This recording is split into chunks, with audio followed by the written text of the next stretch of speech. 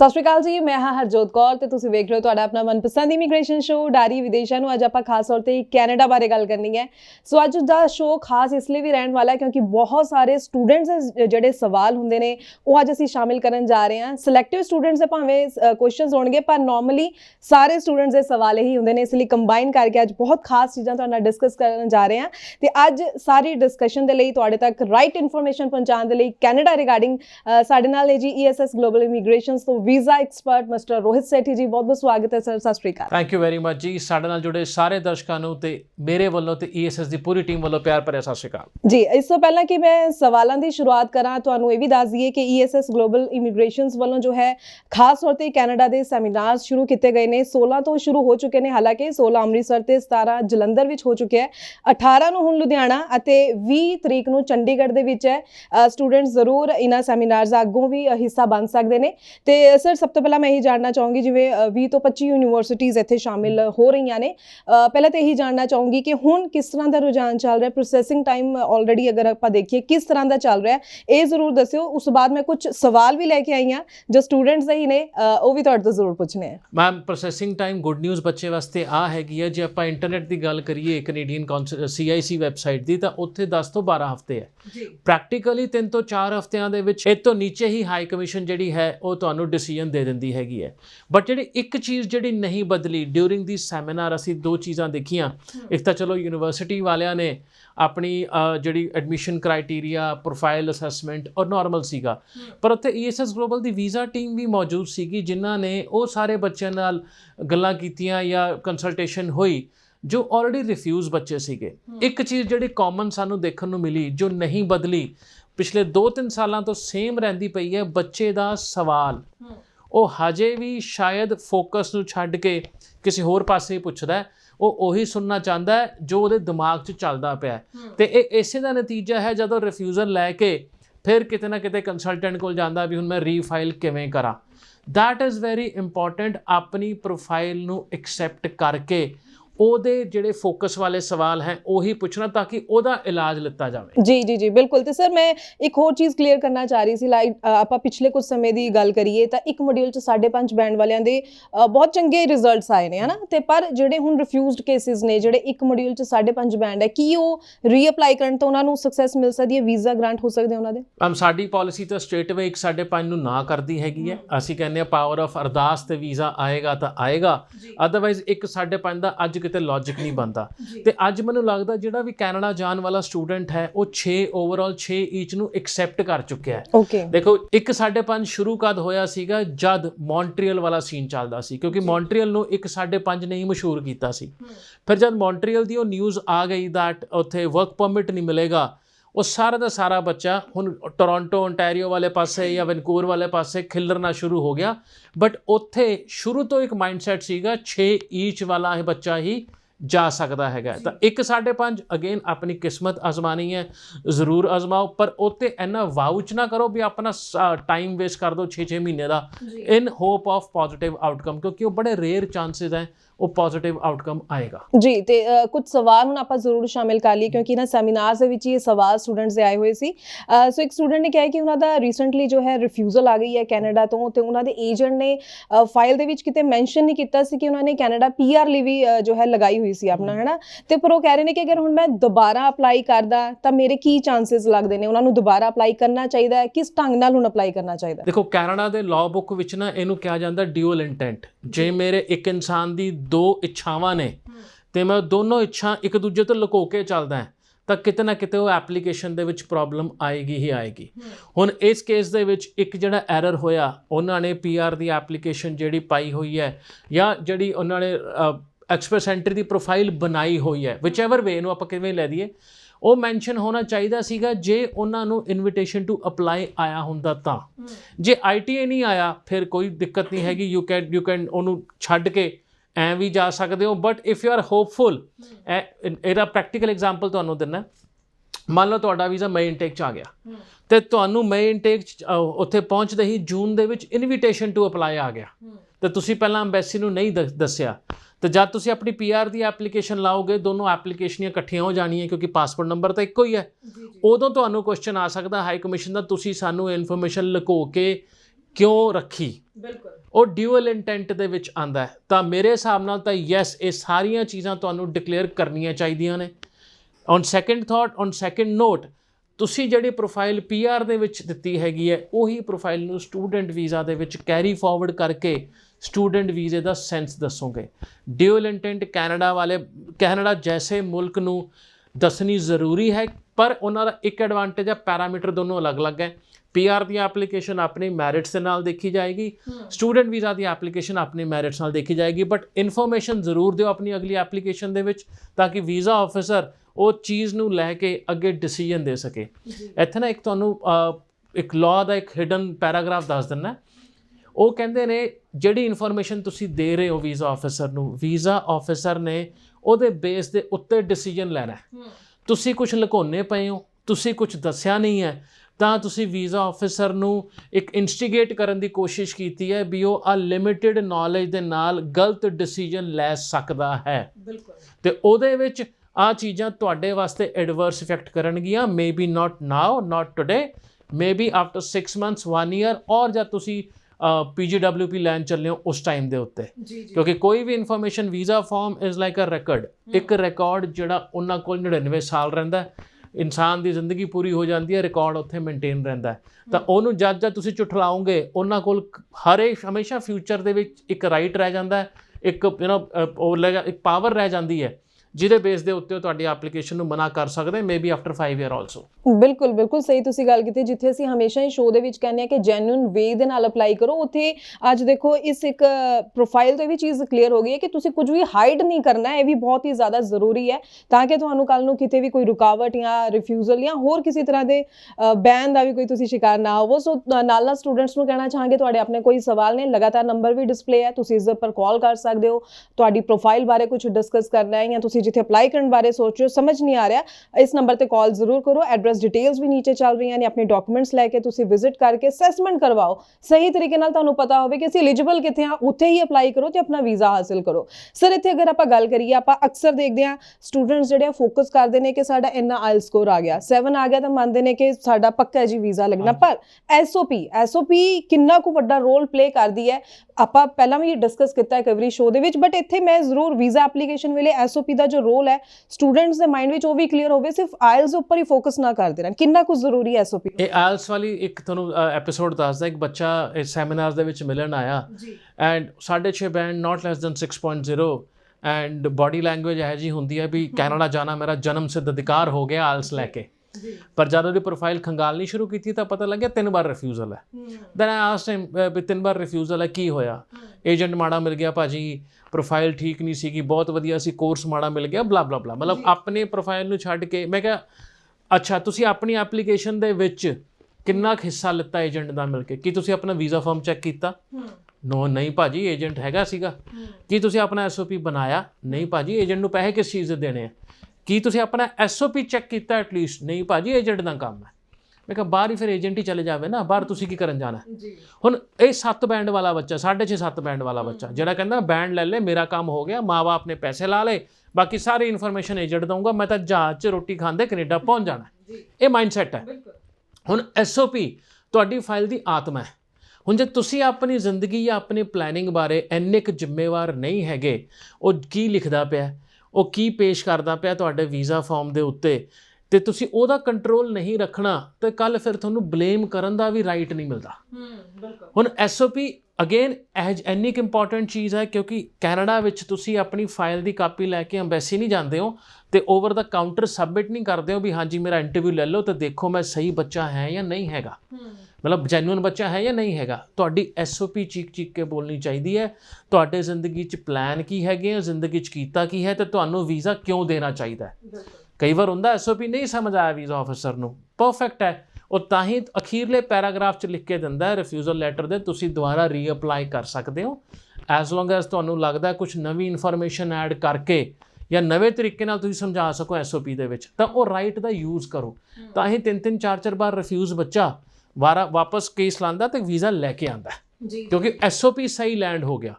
ਹੁਣ SOP ਜੇ ਇੰਨਾ ਕੁ ਇੰਪੋਰਟੈਂਟ ਹੈ, 4 ਵਾਰ ਰਿਫਿਊਜ਼ਲ ਤੋਂ ਬਾਅਦ ਵੀ ਵੀਜ਼ਾ ਲੈ ਕੇ ਆਉਂਦਾ ਹੈ, ਤਾਂ ਆਪਣੀ ਪਾਰਟਿਸਿਪੇਸ਼ਨ SOP ਦੇ ਵਿੱਚ ਜ਼ਰੂਰ ਦਿਖਾਓ। ਜਿਹੜਾ ਇਹ ਰਿਵਿਊ ਸਿਸਟਮ ਹੈ, ਤੁਹਾਡੀ ਫਾਈਲ ਹੈ, ਮੈਂ ਸਰਵਿਸ ਦੇਣ ਵਾਲਾ, ਮੈਂ ਜੋ ਸਰਵਿਸ ਦਿੱਤੀ ਤੁਹਾਡੇ ਤੋਂ ਅਪਰੂਵਲ ਜਾਂ ਤੁਹਾਡੇ ਤੋਂ ਕੰਸਲਟੇਸ਼ਨ ਦੇ ਬਗੈਰ, ਜਾਂ ਤੁਸੀਂ ਆਪਣੀ ਫਾਈਲ ਤੇ ਨਿਗਾਹ ਮਾਰੇ ਬਗੈਰ ਮੈਨੂੰ ਪਰਮਿਸ਼ਨ ਕਿਵੇਂ ਦਿੱਤੀ ਅੱਗੇ ਲਿਜਾਣ ਦੀ?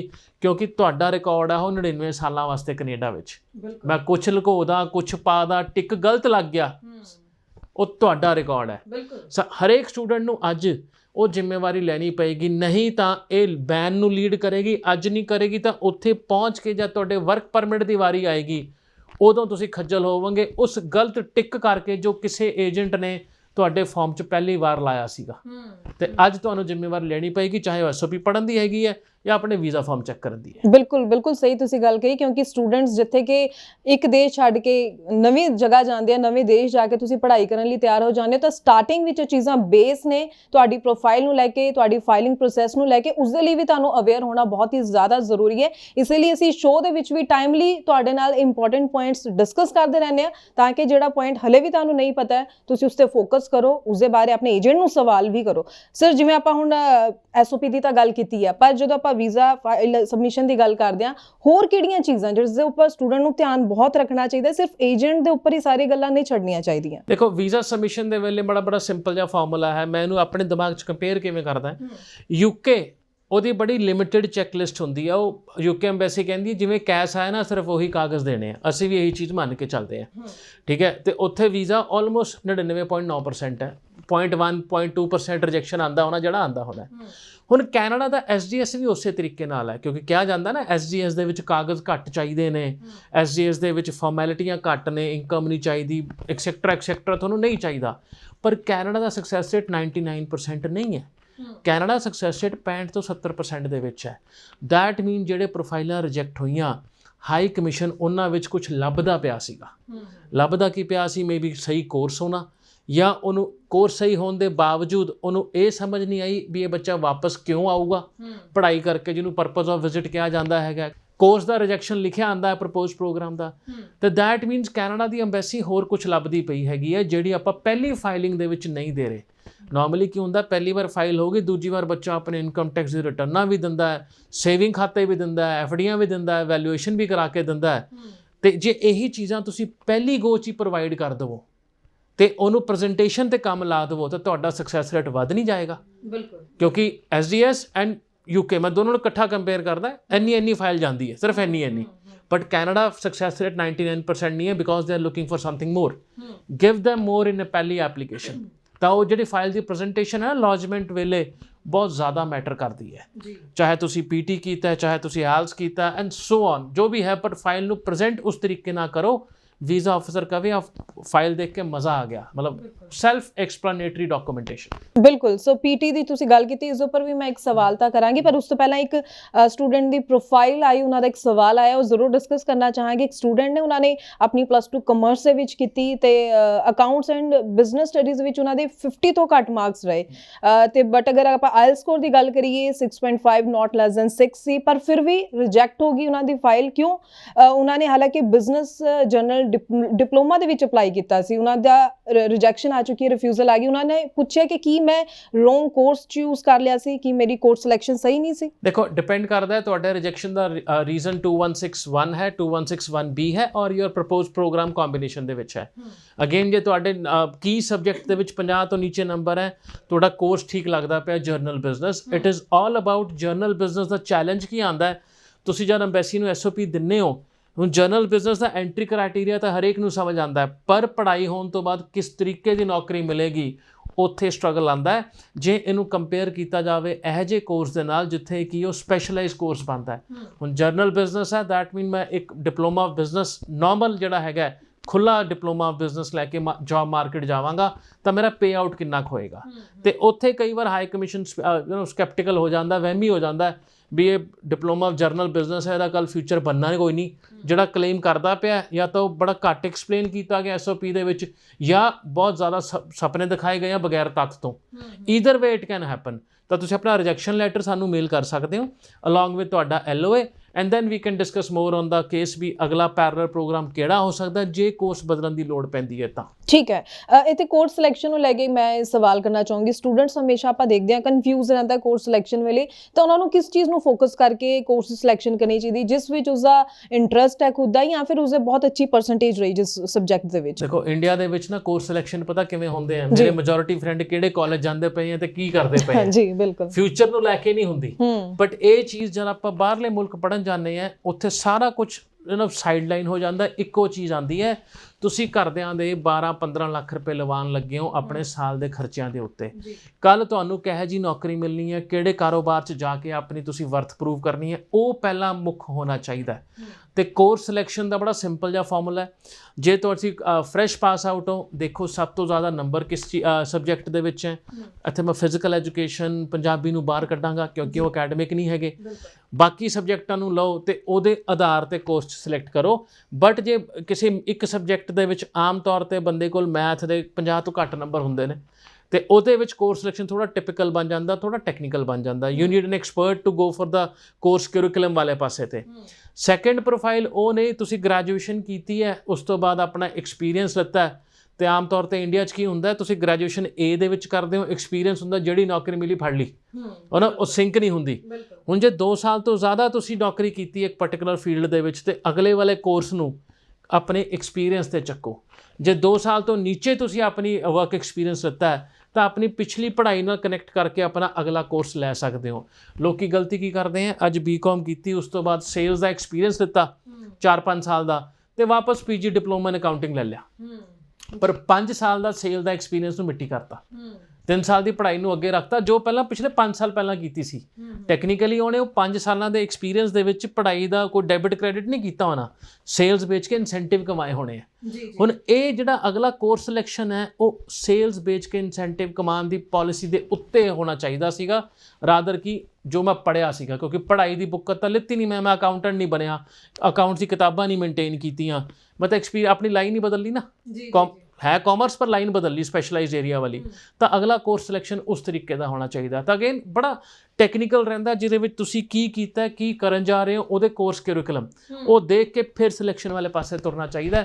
ਵੀਜ਼ਾ ਸਕਸੈਸ ਰੇਟ 100% ਵਧੇਗਾ। ਜੀ ਬਿਲਕੁਲ। ਸੋ ਅਸੀਂ ਇਸ ਲਈ ਬਾਰ-ਬਾਰ ਸ਼ੋਜ਼ ਦੇ ਵਿੱਚ ਇਹ ਗੱਲਾਂ ਕਰਦੇ ਰਹਿੰਦੇ ਹਾਂ ਤਾਂ ਕਿ ਸਟੂਡੈਂਟਸ ਜ਼ਿਆਦਾ ਤੋਂ ਜ਼ਿਆਦਾ ਇਹਨਾਂ ਚੀਜ਼ਾਂ ਨੂੰ ਲੈ ਕੇ ਅਵੇਅਰ ਰਹਿਣ। ਤੇ ਸਰ ਜਿਵੇਂ ਤੁਸੀਂ ਪਹਿਲਾਂ ਗੱਲ ਕੀਤੀ ਕਿ ਇੱਕ ਮੋਡਿਊਲ 'ਚ 5.5 ਬੈਂਡ ਵਾਲਿਆਂ ਨੂੰ ਤੁਸੀਂ ਇੰਨਾ ਨਹੀਂ ਕਹੋਗੇ ਕਿ ਉਹ ਕੈਨੇਡਾ ਲਈ ਅਪਲਾਈ ਕਰਨ, ਪਰ ਨੌਨ ਐਸਡੀਐਸ ਕੈਟਾਗਰੀ ਵਿੱਚ ਆ ਜਾਂਦਾ ਤਾਂ ਪੀਟੀ ਵੀ ਨੌਨ ਐਸਡੀਐਸ ਕੈਟਾਗਰੀ ਵਿੱਚ ਆਉਂਦਾ। ਪੀਟੀ ਦਾ ਕਿਵੇਂ ਦਾ ਸਕਸੈਸ ਰੇਟ ਹੁਣ ਤੁਸੀਂ ਦੇਖ ਰਹੇ ਹੋ? ਦੇਖੋ ਅੱਜ ਤੋਂ 2 ਹਫ਼ਤੇ ਪਹਿਲਾਂ ਸਵਾਲ ਆਂਦਾ, ਸ਼ਾਇਦ ਮੈਂ ਪੀਟੀ ਨੂੰ ਮਨਾ ਹੀ ਕਰ ਦਿੰਦਾ, ਕਿਉਂਕਿ ਜੋ ਇੱਕ ਈਮੇਲ ਲੀਕ ਹੋਈ ਸੀਗੀ ਇੰਟਰਨਲ ਹਾਈ ਕਮਿਸ਼ਨ ਤੋਂ, ਜਿਸ 'ਚ ਕਲੀਅਰਲੀ ਰਿਕਮੈਂਡੇਸ਼ਨ ਸੀਗਾ new Delhi high commission the that ਤੁਸੀਂ ਆ ਪੀਟੀ ਨੂੰ ਲੈਣਾ ਬੰਦ ਕਰੋ, ਕਿਉਂਕਿ ਆ 5.5 ਵਾਲਾ ਬੱਚਾ ਇੱਥੇ 54-56 ਪੀਟੀ ਲਿਆਂਦਾ ਤੇ ਕੋਈ ਵੇਰੀਏਸ਼ਨ ਦਾ ਸਾਨੂੰ ਕੇਟਰ ਨਹੀਂ ਹੋ ਪਾਉਂਦਾ। 2 ਹਫ਼ਤੇ ਪਹਿਲਾਂ ਇਹ ਐਪੀਸੋਡ ਸੀ, ਬਟ ਪਿਛਲੇ ਹਫ਼ਤੇ IRCC ਦੀ ਵੈਬਸਾਈਟ ਤੇ CIC ਦੀ ਵੈਬਸਾਈਟ ਦੇ ਉੱਤੇ ਇੰਟੀਮੇਸ਼ਨ ਆ ਗਈ ਦੈਟ ਇਸ ਸਾਲ ਦੇ ਅਖੀਰ ਤੱਕ ਉਹ ਪੀਟੀ ਨੂੰ ਐਕਸੈਪਟ ਕਰ ਸਕਦੇ ਆ PR ਐਪਲੀਕੇਸ਼ਨ ਵਾਸਤੇ। ਦੈਟ ਮੀਨ ਪੀਟੀ ਨੂੰ ਉਹ ਤਵੱਜੋ ਦਿੱਤੀ ਜਾਏਗੀ ਇਸ ਸਾਲ ਦੇ ਐਂਡ ਵਿੱਚ। ਵਰਡ ਹੈਗਾ ਮੇ ਬੀ, ਬਟ ਅਗੇਨ ਇਹ ਉਹਨਾਂ ਦੀ ਵੈਬਸਾਈਟ ਤੇ ਲਿਖਿਆ ਆ ਗਿਆ। ਦੈਟ ਮੀਨ ਪੀਟੀ ਨੂੰ ਮਾਨਤਾ ਮਿਲ ਰਹੀ ਹੈ ਹੌਲੀ ਹੌਲੀ। ਹਾਂ, ਉਹ ਅੱਜ ਮਿਲਦੀ ਹੈ ਜਾਂ ਨਵੰਬਰ-ਦਸੰਬਰ ਮਿਲੇਗੀ, ਇਹ ਟਾਈਮ ਦੱਸੇਗਾ।